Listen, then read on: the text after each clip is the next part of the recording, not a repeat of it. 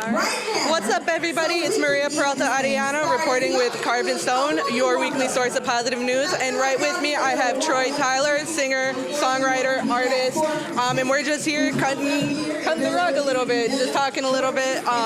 So I would like to ask you, I know you're an educator, you're also an artist, so can you tell me a little bit about what you've learned from each experience and how you kind of blend that together? Being an artist has taught me how to prioritize, and the kids mostly taught me about my patience and organization, and they both kind of go hand in hand. And got to be patient with my writing process. Being on stage, I don't always hit every note I want to, but patience is in the process. So just practicing, becoming better at different things in life to make one greater thing. So as far as my artistry, my stamina, I go to the gym now, I work on my personal health and growth, because that all plays a big part in everything I do. So if I'm not good personally, I can't help the kids, I can't help myself. So just making sure that I make sure that I'm the best I can be at all times in my music or education, make sure that I get the best results I can get. Yeah, for sure. And we're at the Share the Vibes Festival, the 3rd annual one, so the viewers can see. And you participated in a panel where we kind of dipped into a little bit about AI and the evolution of technology. So from your point of view, as an artist, how do you keep on top of technological advancements to make sure that you're still staying current with styles and applications that people are using? So my team helps me stay up to date on everything that's new, because I obviously can't be around for everything, but I feel like my main focus is just me and like my craft and what I bring to the table.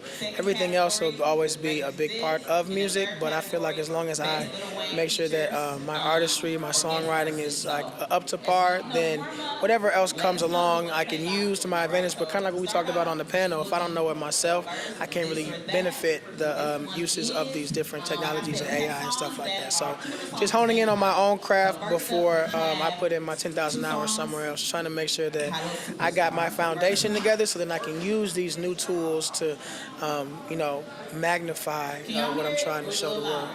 For sure, and I love that you mentioned the 10,000 hours for anybody who doesn't know. If you want to be good at something or you want to kind of get into the habit of something, yep, you got to put that 10,000 hours of work into what you're applying. So as we kind of move forward into the age of technology and kids are more and more becoming in depth with technology like AI, how do we make sure that they're putting into work to use it as a tool instead of completely relying on it? I feel like first that just we have to learn to use it ourselves. If we don't know what we're doing with it, we can't help anybody else with it. So doing the work ourselves and studying things before we present it to the younger generation, making sure that we have mastered it ourselves before we start teaching others. I feel like we can learn together, but if we want to make sure that we're learning the right way and kind of, shielding the kids from, mistakes. I feel like if we put ourselves through the task where we put anybody else through, we can kind of guide them, through a path that isn't as